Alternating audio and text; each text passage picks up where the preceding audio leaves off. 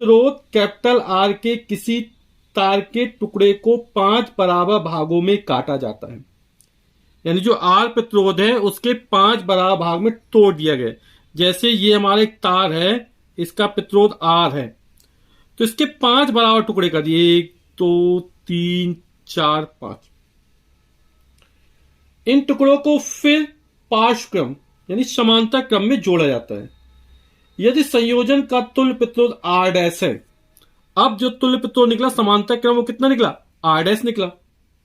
तो are upon are dash यानी are बटे आर डैश अनुपात का मान क्या होगा, ये हमें ज्ञात करना है कि कौन सा विकल्प हमारा सही होगा। तो जब इसके 5 टुकड़े किए जाएंगे तो प्रत्येक भाग का जो प्रतिरोध होगा, जैसे R1, R2, R3, R4, R5, 5 भाग के प्रतिरोध हमने क्रमशः मान लिए। तो ये पांचों प्रतिरोध बराबर होंगे। क्यों बराबर होंगे? क्योंकि प्रत्येक भाग की लंबाई समान है, उसकी त्रिज्या समान है और पदार्थ एक ही है। तो कितना हो जाएगा प्रतिरोध? क्योंकि पूरा R है और 5 भागों में बांटा गया है तो हो जाएगा R/5।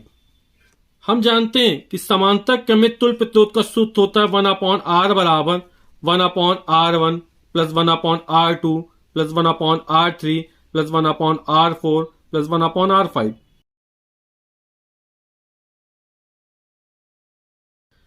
तो यहां पर तुल्य प्रतिरोध R डैश है तो R डैश मान लिया। R1, R2, R3, R4, R5 point कितना, R/5 है।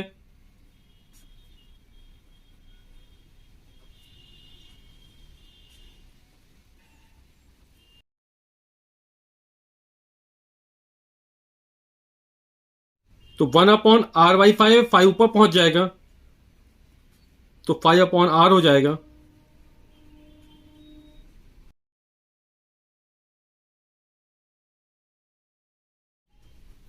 हर समान है तो अंशों को जोड़ देंगे, 5 10 15 20 25 बटे R।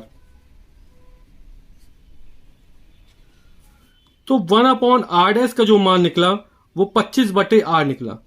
तो हमारा R डैश बराबर कितना हो जाएगा, 1/R डैश बराबर 25 बटे R, तो R डैश बराबर R बटे 25 हो जाएगा ये हमारा।